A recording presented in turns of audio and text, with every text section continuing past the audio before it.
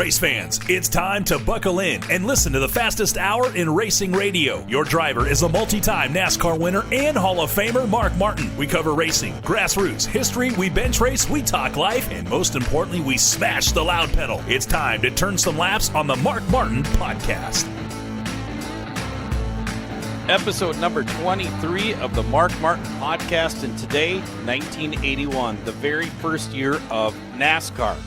Before we get to that, make sure to hit up Mark Martin Pod, markmartinpod.com, and listen to the old episodes. Connect on social media at Mark Martin Pod on Facebook, Twitter, and Instagram. And also make sure to subscribe on your favorite podcast player. Make sure to hit that 5-star rating. Also, a episode that you want to go back and listen to, it's kind of a companion episode to this one, is episode number 4. So again, markmartinpod.com. Go to episode number 4. Mark details the first 5 races in NASCAR, but we're going to expand upon that further. It's 1981. Mark, a huge year for you. The first year of NASCAR, a lot of things going on. Yeah, the 1980 podcast really leads you into the 81 season because we had to build 2 late models, an ASA late model and an Art Go, a little bit lesser strict rules late model, as well as Busch car, which we built at Dillon's with a Camaro front snout, familiar geometry to my ASA cars, and a 3-link rear suspension, as well as sending a Camaro front snout down to Will Cronkite in Fort Mill, South Carolina, and going down there and assembling a frame and cage and hanging a body at Will's place. So just enormous amount of work. So with our cars done, Speed Weeks rolls around. The plan is to run 5 Busch races on super speedways to get some super speedway experience, and 1 ARCA race, which was Talladega, and then 5 short track cup races, and then fill in everything else, run all the other ASA, Art Go, and short track crown jewel events, sprinkled all in around those NASCAR and ARCA, that 1 ARCA race. So we go to Daytona with the Busch car, and we unload for tech inspection, and they don't like the way we have put lead rails down the left side of the car that I believe they either hung down lower than the frame rails, or the frame rails themselves were built to a 4-inch ground clearance, and we had to have a 5-inch ground clearance. There was some kind of issue. No. I'm wrong about that. I'm completely wrong about it. They did not like the way that we built the rocker panels. The rocker panels went down and were wider across the bottom than what they liked. That's what it was. So I asked them if I could, slice at the bottom of the rockers and push them in, and they went along with that. The problem was I had lead rails on the outside of the frame rails, which pushed the rocker panel out. So we loaded the car up, took it out of inspection, loaded the car up, took it to a local shop in New Smyrna where we could work on it, jacked it up, cut the rockers loose, and cut the lead rails off of it, and tucked the rockers in tighter and closer together so that they weren't spread out at the bottom, and showed back up the next day with the repairs made to the car. And we got through tech then, and had our race. Nothing spectacular. I didn't run particularly overly great. I don't remember. I would remember if we qualified great. I would remember if we finished spectacular. We did not. But that was that race. That was our initiation. The thing I remember was back then, it was like the very next week or the week after was Rockingham. So I took the car back home after Daytona and did some work on the body, pushed the nose down some, put Bondo on the where the nose template goes, and kind of put a beak on it and made it all fit. Got her really sexy looking, because I'd looked around and seen what other guys were doing. So I sexied it up, and we went to Rockingham. It was probably 2 weeks later after the Daytona race. And we go down there, and we sat on the pole. And so that was pretty damn cool. But, I wasn't surprised. That's how good we ran all the time. Anything else we did, so it didn't shock me. But in the race, I remember, not handling absolutely perfectly. And there were people were having some tire trouble, and we blew a right front going into turn 3 on the bottom, going in hard, and it made a right turn, and it hit the guardrail so freaking hard it would make your head spin. And it completely totaled that race car. There was no saving. There was nothing in it that was savable. It destroyed it. And that was Ray's car, Ray Dillon's car, and Ray was tight with his money. And Ray struggled with that. He really didn't ever get over that. He really struggled with that, was bitter about it, and didn't seem to be too happy. And we'll expand on that later. So my plan was, then I've got to find me a car. I've got to buy a car with my money to finish off my plans. And Rick Wilson had a pretty nice car that had run really well at some super speedway races, a Busch car. And I got a hold of Rick, and he said, yeah, he'd sell it. It was a lot of money. If I remember correctly, it was $25,000, which was staggering. But I really wanted it, needed it, and did have the money for it. So I bought the car. And so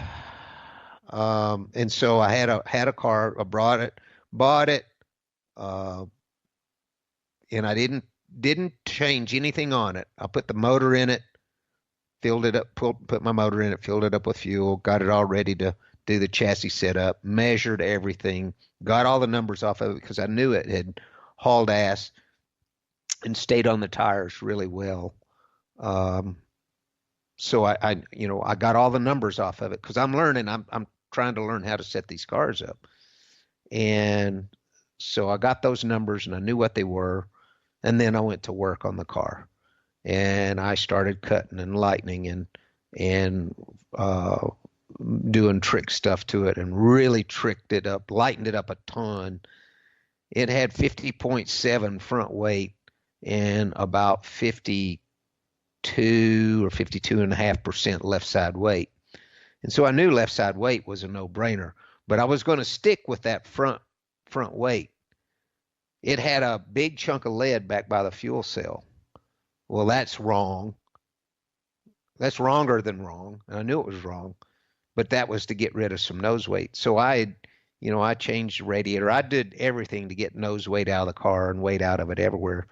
And so I got it without the lead. I took the lead out and the lead case out back by the fuel cell, and I got it to 50.7 nose weight and 55% left side weight. And I had a sweetheart. Man, what a sweet race car that was. So I want to back up now because I've got that race car to finish off my planned schedule and sweet car, and just want to reiterate that the hauler that I used has not changed again. So this is the same step van and open trailer that I'd been racing for a couple years at Dillon's. I used it in the 79 and 80 season, and now was going to these NASCAR events with this bread truck and an open trailer showing up at these things. So I just wanted to make that point. I'll go ahead and run through the Busch schedule of the events that I recall. So our next race that I remember, this may not be in sequence, is Charlotte, and we'll go to Charlotte and Darlington, both. And so I go to Charlotte, and I qualify second with this sweet ride. And in the race, I run fifth. So I didn't really, but I didn't have any super speedway experience and probably wasn't aggressive enough. And I believe this is the race where Ballou and Gary Ballou and Earnhardt tangle with one another. And Earnhardt, after the race, says that Gary Ballou's the dirtiest driver he's ever raced against, which I thought was pretty crazy. But anyway, I made an acquaintance, had made an acquaintance with Jake Elder earlier in the season, and I'll get to that right now. So my first Cup race, get the Cup car all done. I take it out to South Bend Motor Speedway because we're right south of South Bend, and take it out testing a couple times. It sure doesn't handle very good, but I don't know any better. When I got that car up on the scales, the weight rule back then was 3,700 pounds, and this car was built. I didn't even look at a NASCAR car. This car was built with everything that I knew about short track late model racing. So when I put it up on the scales, we were using grain scales back then, the grain scales that would go up to like 1,000. It would take 10 Ps, which was 1,000 pounds. And I dropped it on the scales and started screwing weight on it and adding the weight, and it winds up going over. The left front was over 1,100 pounds. It's unfreaking believable. When I finally got all the weight in it, got everything like I wanted, it had 60% left side weight and 51% rear weight. And boy, I'm thinking this is going to be awesome. So anyway, we get her all ready to go to our first race, which is North Wilkesboro in the spring, probably April.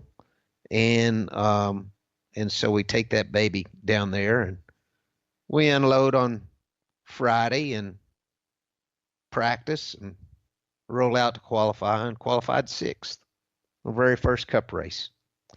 And that didn't surprise me. That seemed about like, okay, I'm racing against Bobby Allison and Darrell Waltrip and Cale Yarborough and, all the greats. It was absolutely, unbelievable, really, that I had done that, but I didn't think anything of it. So when we got ready to start that race, it was rainy. The racetrack was damp, and they started the race um, under yellow and green. So I was freaked out because they were sending us out on the racetrack and it wasn't completely dry. I'd never done that before, never seen that before, but that was NASCAR standard procedure to help dry the track. Well, in my nerves about all that, plus the fact that I'd never had a rear end cooler before, which was electric rear end cooler, I didn't switch the rear end cooler on because I assumed that, I would turn it on when and if we decided to go green racing. We get out there on the racetrack and make our pace laps for a while, and finally they decide to go green, and I forget to turn it on, and nobody on my crew would ever say anything about turning that rear end switch on because we've never had one before. So I run long enough to figure out that this thing has fallen off its tires, something terrible. I mean, it just goes out, the handling goes all to pieces. So the car's quick on new tires, but falls off really bad. And then, of course, I burned up the rear end gear. So we come in and we put a rear end gear in it, and I went back out just to learn more with the car. But it was god awful. It just burnt the tires right off of it. So I'm scratching my head trying to figure out what the hell's going on. After the race, we got the car up on that open trailer, and we parked, there on the front straightaway, waiting for the payoff shack to open up because we always got our money, before we went home, because we needed it. We didn't wait on a check to be sent or anything like that. So we're waiting for our money, and this guy walks up to me. I'm sitting on the fender of my trailer next to my car, next to the driver's door. And this guy walks up, and he kind of leans over and looks in the driver's door and looks at the dash. And on the dash, there's a water temperature and an oil pressure gauge, and that's all. No tack, no fuel, no nothing. 2 gauges. I didn't run a tack back then or anything because that was dead weight to me. And he leans in there and looks at that, and he looks at me and he says, "You only got 2 gauges in there?" I said, "Yeah, that's all you need." God dang. He said, and this is Jake Elder, who really can't read or write, but he is his brilliant crew chief. Everything NASCAR car he works on hauls ass. And he's smart enough to notice that I qualified 6th and he'd never seen me before. So he's checking out my car because that's what you do. So he's checking me out. So then after he says that, he says, "How much lead you got in this thing?" And it scared me because I had 600 pounds of lead, and I knew that their best race cars had 150 or 200 pounds of lead in them. So I lied, and I said 400. God dang, he about fell out in the ground right there, just about fell out. Couldn't believe it. And I lied and said 400 instead of 600. And then he says, because I was cocky by this time, by this stage, everything I touched, turned golden, and I pretty much was very confident and probably cocky. And he said, "You don't know who I am, do you?" And I looked at him and said, "No." He said, "J.C. Elder." And I looked at him with a big question mark on my face. I didn't know who the hell that was. And he could tell I didn't know who he was. And he said, "Jake Elder." I said, oh yeah, I've heard of you. Yeah. So that was my introduction to Jake. So then we take the car back home, and I'm like, man, this thing's going off the tires. I don't know what's wrong with my setup. It's fast. It just gives up too much. I don't really know what to do, and I go take it and test it again at South Bend, and scratching my head, and I don't know anything to do. So I take it. So our next race is Nashville at the Fairgrounds. So I take it down there. and Dick Beatty was inspector, and he comes over to my car. You know, on this car, I used everything that I could get for free. Is those floor-mounted brake and clutch pedals were made by Neil, Neil, I think it was Neil pedals, and I had double master cylinder Neil pedal brake pedal and hydraulic clutch. What they had was mechanical clutches and a Ford single master cylinder and a stock Ford pedal and all that stuff. So he looks in there and he looks at those pedals and he looks at me and he motions me over there with his finger. Come over here. And I walked over there and he looked in there at those pedals and then he looked at me and he said, "We don't run that Indy shit down here." Oh, shoot. He said, I said, "Well, could I still use those pedals if I take them off the floor and swing them from the top?" He said, "Yes," because I didn't want to have to buy anything, you know. So, you know, he says, "Fix it before you bring it to the next race." Okay. So we don't run that Indy shit down here. All right. So we go out for practice. We do our practice. Of course, I'm slinging springs and everything like crazy. And I don't really get the car like I wanted. I can tell the tires are giving up. I go out to qualify fifth. It's all right, you know. And that's and then on race day, that's Friday night.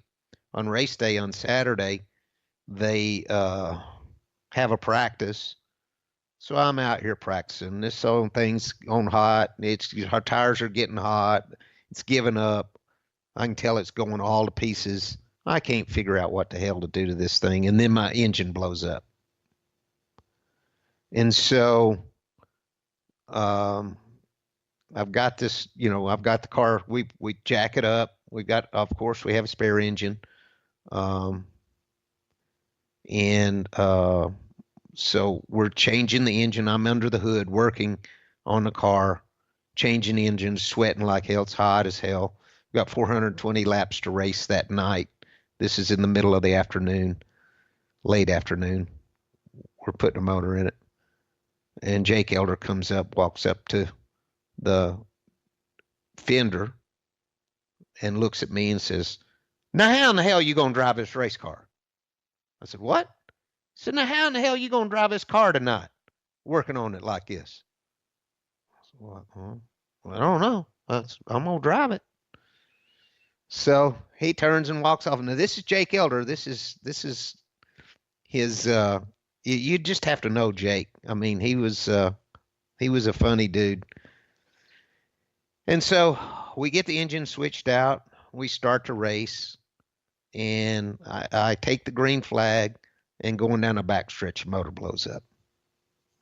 And so we're out of it. But I know that we're in deep trouble on this handling thing. So we load her up, head back home, and thank God Ron Neal with Prototype Racing Engines had decided after we had cleaned her clock and everything that we touched in 1980 that he would do the engine deal with me for 1981.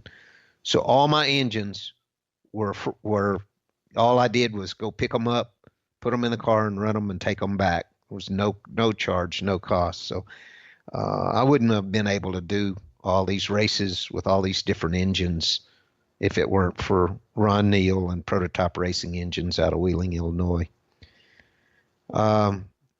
So anyway, we take the car back home and I call up Randy Sweet because Randy Sweet's a competitor of mine. I raced against Randy in the late models ASA and all that stuff. And I call Randy and I'm like, "Randy, I need your help. I need you to come down here to North Liberty, Indiana from Kalamazoo and help me redesign the front end on this car. We need to redo the front geometry. Something's wrong with what we got." So Randy comes down and we cut the upper A-frames off of it. We change the upper A-frames around, switch that all around, change the front geometry, redo the bump steer and everything like that. And because I knew Randy was smarter than I was, and he was also older. I was a kid. He was also older than I was. And so I give Randy the credit for helping me, work on the front end of that car. I also did a lot of calling people that I knew, and somebody that I talked to had gotten the 4 individual wheel scales on the Darrell Waltrip number 11 Junior Johnson short track car, which was a fast son of a bitch. And they gave me those wheel weights. And so I did the numbers, and it was 50.7 nose weight. No, it wasn't. It was 51% nose weight and 55% left. And I'm like, okay, this could be my deal. It may be the rear weight, and it may be that I've just got too much left side weight for the NASCAR tires. So what I did was I put a fake battery box on the right front of the car, and I took the lead out of the left rear and put on the right front, got it to 51 front, 55 left. I had all my, I had all documented, so I knew what to do. Then I put the lead back in the left rear so that I would qualify good, because I knew nobody could touch me qualifying. My qualifying's good. I don't need. So I put the lead back in the left rear, and what I was going to do is after qualifying, I was going to move the weight. And so I go back. I go back to my next race is Nashville again. So I take her back to Nashville. This time I set her on the pole. And this time I think I'm good. So I don't move the lead. I think I've got everybody covered. I think my front end geometry's fixed my problem. That's on Friday night. Get this pole. It's the damnedest thing. I mean, all the media ain't never heard of me, didn't know who I was, couldn't believe I was on the pole. So they come over to the pits that night, picked me up in this van that had Busch beer, because it was a Busch Pole Award, took me to a press conference, and I didn't tell my guys where I was going, because I didn't know, and I didn't know I'd be gone that long. I was gone for 2 hours. Finally come back, and they're all pissed off at me because, I didn't hang around and celebrate with them. Just left them hanging. They couldn't figure out where I was. So they were mad at me. So anyway, the next day they had practice. And in your late model, when you were a bad son of a gun and you were faster than everybody, and you'd go out to practice, you'd run 3 or 4 laps faster than everybody, and you'd put your car on jack stands and just wait for the race. Let everybody else wear their stuff out. Well, I went out there and ran about 6 laps, 3/10 faster than anybody in the field. So I parked it, put it on jack stands, and was in that car, nutting and bolting it and all that stuff, because I hadn't run 420 laps yet in Nashville, and I didn't know how tough it would be physically. Remember Jake Elder asking me how in the hell I thought I was going to drive that car? Well, I ain't got any clue what's coming running 420 laps at Nashville in the heat. So I'm in the car working on it, checking nuts and bolts. I was actually checking the shifter, making sure that it was tight. And Dale Inman comes over, and he leans his elbows on the windowsill, and he looks at me and he says, "You got a hole in that floorboard?" And I said, "No, why?" Because I was like, "What's this? What do you ask me a stupid question like that?" And I said, "No, why?" He looked at me and he says, "Because you're going to melt and run out of this thing tonight." I didn't say anything, but of course I thought, I'll show you. I got you guys covered. I'm fixing to give you a Wackshaw's ass. So, Dale Emden, of course, is Richard Petty's crew chief. So we start the race. I blast off to a lead. I lead like 44 laps or something. About lap 35, I call my guys on the radio and it says, it feels like I got 4 flat tires. So I lead the first 44 laps, something like that. By lap 100, I'm lapped. They have lapped me. My tires have given up. My car is all over the place. I can't drive it. They run the whole. We had to make a green flag stop. I mean, they must have run 200 laps green without a caution. On my first pit stop, lap 125 or whatever it is, under the green, there's a photo of me, and you can see my face looks like Rudolph's nose.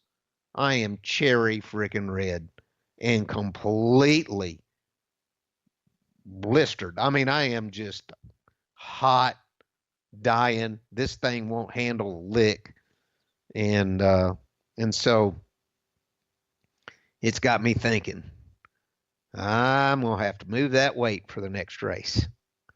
So back at Charlotte, now I'll go on back to Charlotte after I had met Jake. Jake comes over after I qualified second. Jake comes over in the Busch garage at Charlotte, and he's hanging around, asking me questions. I'm asking him what right front spring you got, what you do, what this, that, and the other, and he's telling me that stuff. And he says, how's your car? And I said, well, my car's all right. It's okay. He said, let me check the toe in. He checked the toe in, and he said, God dang, this thing's towed in 3/8 of an inch. I said, no, it's not, Jake. He said, yes, it is. And I knew it wasn't because I set the toe in, but the way he strings the car, he felt like it was. So he restringed the whole damn car. All he did was recenter the steering box and sent me back. He said, now go out there and try it. See how you like it. And so I took it out, run my laps, come back in. He said, how you like that? And I said, I can't tell no difference. He said, God damn it. So he just walked off, went back to the Cup garage. And so we run the race, and I run 5th. Like I said, we qualified second, and I run 5th, which was damn good, really, to be honest with you. And I'm at the fuel pumps after the race getting fuel because the top 5 has to top off of fuel and go across the scales. I'm at the fuel pumps, and he comes walking up out of the garage, Cup garage. And he said, what the hell happened? I said, what? He said, what the hell happened? I said, we run 5th. I know. What the hell happened? Because he was like, that's just Jake. He just didn't think that was worth a damn, And I was actually thrilled with it. I thought I'd done really good. But anyway, that was Jake starting to really take notice. And moving on, we go to Darlington with the Busch car, and I put her on the outside pole there, and I was scared to death going to Darlington because all I'd ever heard is how treacherous it was. So I qualified second, and with this new sweetheart car I got, and I run 4th, I think, with it. So that was another great outing.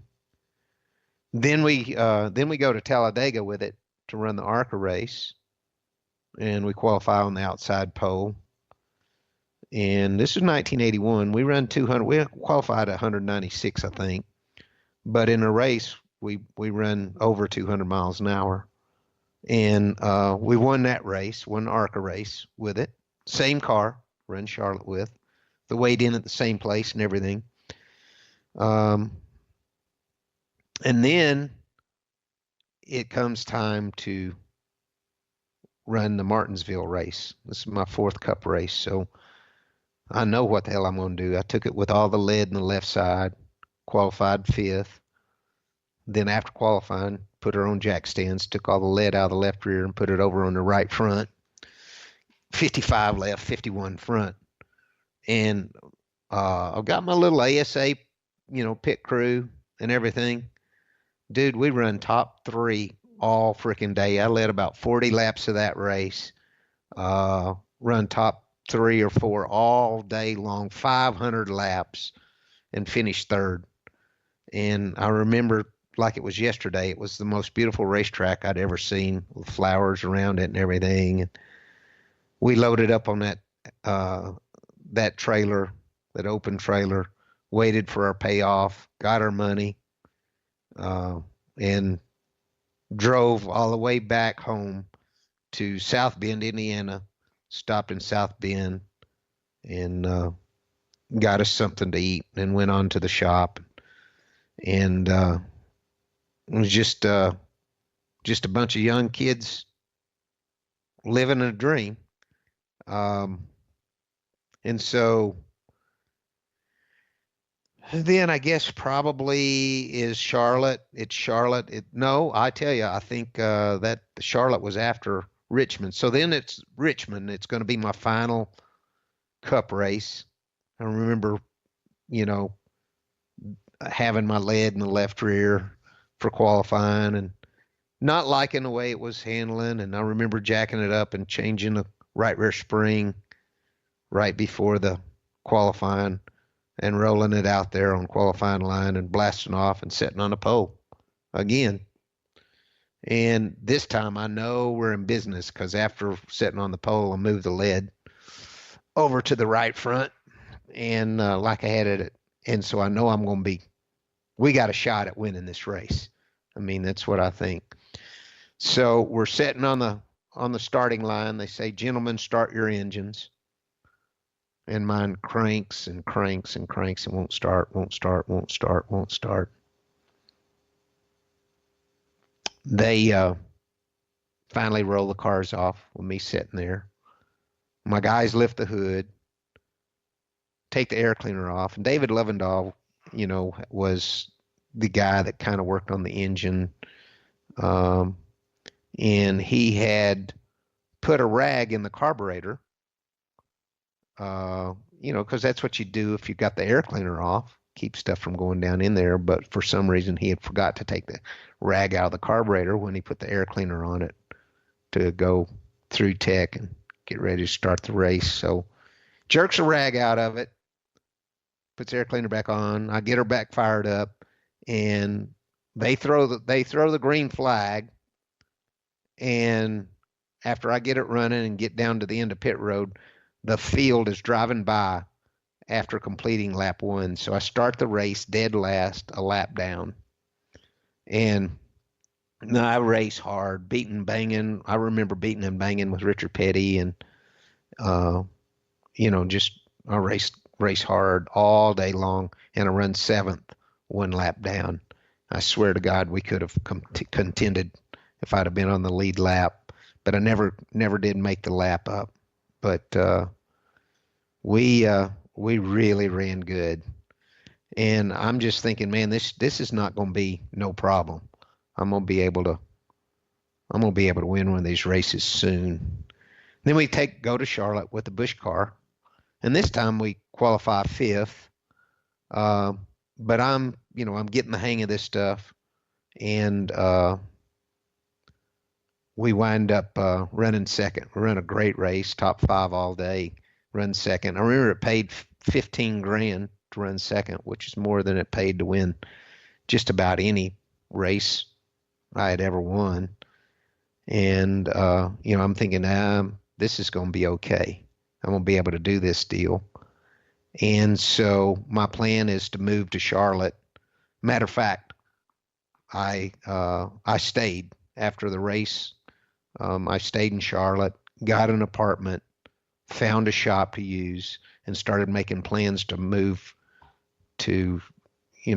permanently, move my shop, my equipment and everything. My dad actually started building a new hauler for me that was a Mack truck with a box truck to pull an open trailer behind it. And so I started making my plans for 1982 to run the full schedule and run for Rookie of the Year. Short track wise was fantastic. I think one of the things that I, really did that really stands out to me in 81 was, I believe it was 81, I-70 Speedway. Remember back in 1977, I went to I-70 Speedway 6 times that year for 6 ASA races. And the first one I went to, somebody wrecked right in front of me, and I hit the inside pit wall hard, and it dislocated my big toe. The second time we went there, somebody wrecked in front of me coming off of 4 on the front straightaway, and I turned it around and backed into the inside wall, and it broke the tip off my shoulder blade. So I-70 was a high banked, really fast half mile. I was used to flatter half miles. It was the fastest racetrack that I had raced on at that time, and it was a very difficult racetrack. The only 2 racetracks that were higher bank and faster were Winchester and Salem, which I got into later in 77 and then raced, every year after that. But I had a tough time there. So we go down there for this particular race, and I'm running, of course, the no right rear spring, 700 in the right front, 600 left rear, 600 left front. Same package that I ran, just 100 pounds softer springs than I ran at Winchester.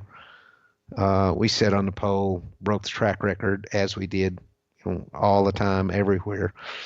And this was the 400, which was a crown jewel event. And we won the race, and we went to the guard shack, or the payoff shack afterwards. And I remember this just like it was yesterday. They reached underneath the counter. We were probably late getting there. We've been enjoying ourselves, drinking beer and talking to the competitors and signing autographs for the fans. So we get over there and reach under there and set a brown paper bag on the counter that had written in magic marker, "Happy Birthday." There was 10,000 cash in that bag. Dude, I couldn't friggin' believe it. So I'm gonna guard this stuff, to guard this cash. So we drive back to North Liberty, and I remember stopping at a truck stop and everybody going in to eat, and I stayed in the damn holler holding my money because I was 20 years old and sitting there with 10,000 cash. That was a long time ago too. That was a lot of money. So I used that money to help finance my cup efforts and invest in equipment and stuff like that. But I don't really remember a lot of other short track races. I'm sure we won some other cool ones, but I don't really remember. I will say this, that I had become a crackerjack fabricator by this point. Really, really nice bodies. I was really, really fabricating some nice stuff. And my late models for 1981 were the nicest that I had ever had, and they were as nice as anybody, nicer than almost 99% of the competitions. Had super badass bodies. No matter what the body rules were, we always, excelled because, whatever they didn't say you couldn't do, I would do. And we were really pushing them to make more and more rules all the time, left side weight rules and body rules and everything else. And they were starting to tame the bodies down, but I had some really, really nice stuff. And I mean, there's a lot more really cool stuff, but, I've kind of given you the high spots, the things that I remember about the season. And as we go along, I'm sure I'll revert back and tell some more stories. But like you said, Barry, I think episode 4 chronicles a lot of things that I probably didn't hear in this podcast. So tell us, I mean, you're getting out there, you're getting your name. You had 2 poles that year in 5 races. That is correct. A 3rd and a 7th and an 11th place finish, and it looked like it was going to be easy, just like everything else. And I'd always been able to make it work off of the winnings, and so I looked at NASCAR as the same way. I didn't know anything about NASCAR racing. I didn't know anything about their schedule or I just didn't know. And so I was so confident that I could go full-time cup racing without a sponsor, and that we would get a sponsor and we would win races early in the season in 82. I mean, I was already knocking on the door. I'd led the last 2 races I run. I'd led and, finished 7th and 3rd in the last 2 races. So, and, I started the one I finished 7th, then I started a lap down. So it looked like, and my speedway stuff would have been awesome. Win Talladega ARCA race, run top 5 and all the Busch races that I ran. It just looked like it was going to happen. So, I mean, you had to be waking these guys up down there. They're probably like, who the hell is this guy? You'd have to ask them, but I certainly would think so. I know that Jake Elder was – I give Jake Elder credit. Jake was, of course, Inman had noticed because he come over and made that remark. And Inman loves to tell that story. Every time he sees me, he tells whoever's around him that story. But Jake, my very first race, comes over and looks at my race car and checks it out. There's a reason. I mean, you don't have to go to school to be smart about something, And matter of fact, school didn't teach you how to make race cars go fast. And Jake Elder was smart. He paid attention. And Jake was definitely, Jake was largely responsible for Dale Earnhardt's success and at one period early in his career, definitely Darrell Waltrip's success, big time in his early career. And he probably saw me as the next guy coming along, like Earnhardt or Waltrip, a real young kid who was doing stuff that was unheard of. So, I mean, now we're going to go into 1982 on the next podcast, a full year in NASCAR. Yeah, it's going to be devastating. It's going to be a major train wreck.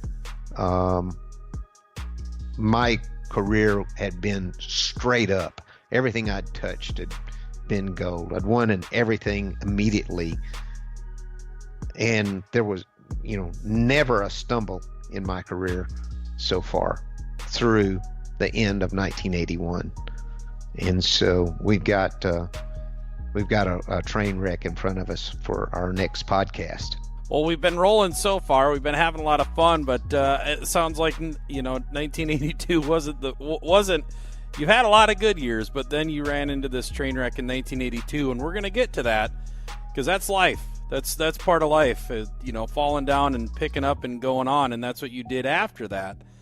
But you're not afraid to detail that struggle in 1982 and after that. Best thing that ever happened to me was the train wreck and losing my career. I lost everything. Every piece of equipment I had to auction off and sell and pay off all my bills at the end of 1982. But it was the best thing that ever happened to me. Humbled me beyond belief. So we're going to get to 1982 in the next episode, but this has been episode number 23, 1981. Again, do not forget, you can go back and listen to episode 4. It's a nice companion piece to this episode. Make sure to hit it up, markmartinpod.com, Mark Martin Pod, Mark Martin POD on all of the social media, and make sure to hit subscribe on all of the different players that you listen to this podcast and give us that 5-star rating. But again, this has been episode 23 of the Mark Martin Podcast. Thank you for subscribing and listening to the Mark Martin Podcast. Remember to give us a 5-star rating in your app store. Connect with us on Facebook, Twitter, and Instagram at Mark Martin POD. The Mark Martin Podcast is a production of the Accelerated Podcast Network.